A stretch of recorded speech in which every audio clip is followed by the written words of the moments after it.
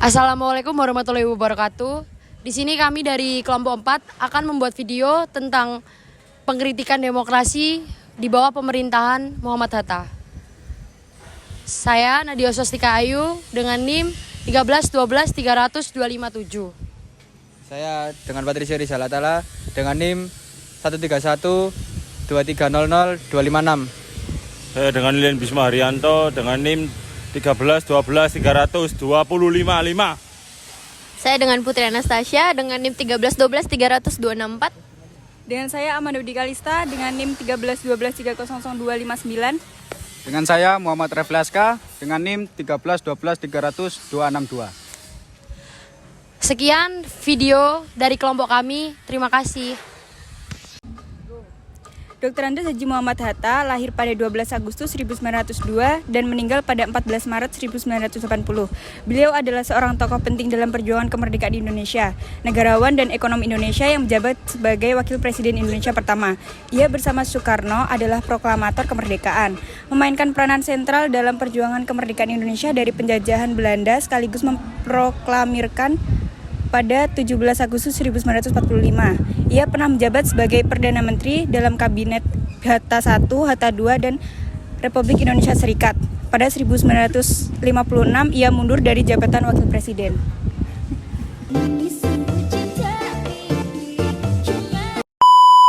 Hatta dikenal akan komitmennya pada demokrasi. Ia mengeluarkan maklumat 10 yang menjadi tonggak awal demokrasi Indonesia.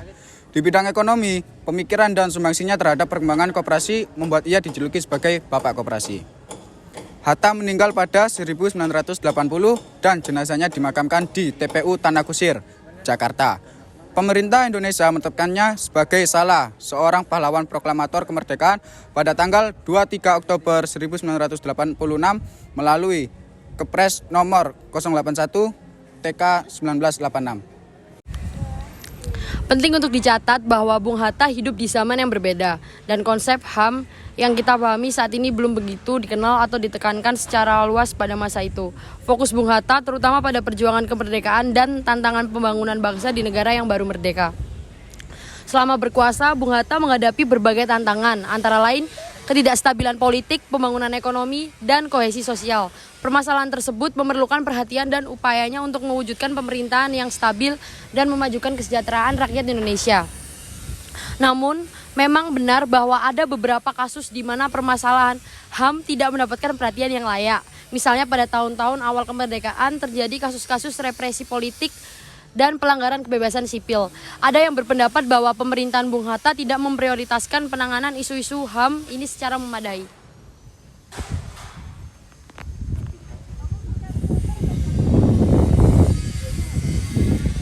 Penting untuk mempertimbangkan konteks sejarah dan tantangan yang dihadapi oleh negara yang baru merdeka ini. Fokusnya saat itu adalah membangun bangsa yang kuat dan bersatu. Dan konsep hak asasi manusia belum berkembang atau dipahami secara luas seperti saat ini. Perlu dicatat bahwa pemajuan dan perlindungan hak asasi manusia telah berkembang secara signifikan sejak saat itu. Dan para pemimpin serta generasi berikutnya di Indonesia telah memberikan penekanan yang lebih besar pada upaya mengatasi permasalahan hak asasi manusia.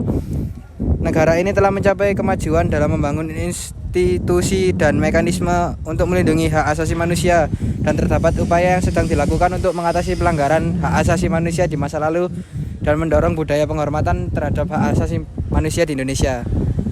Seperti tokoh lainnya, ada beberapa hal yang dapat dikritik dari pandangan dan tindakan Hatta. Berikut adalah beberapa kritik yang mungkin diterima. Yang pertama, ketertiban dalam politik praktis setelah masa kemerdekaan Indonesia.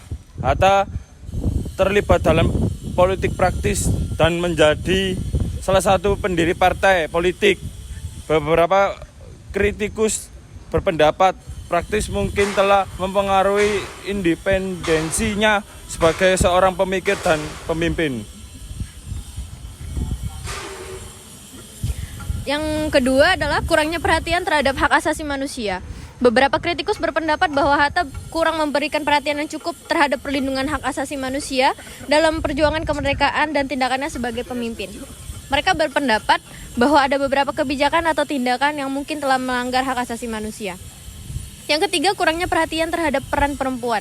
Beberapa kritikus berpendapat bahwa Hatta kurang memperhatikan perhatian yang cukup terhadap peran perempuan dalam perjuangan kemerdekaan dan pembentukan negara. Mereka berpendapat bahwa partisipasi dan kontribusi perempuan tidak diakui atau dihargai dengan baik.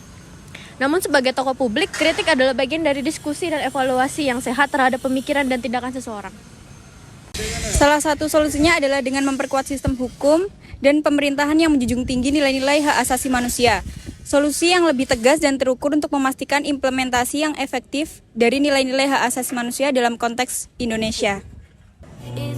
Sekian video dari kelompok kami, mohon maaf apabila terdapat kesalahan kata. Wassalamualaikum warahmatullahi wabarakatuh.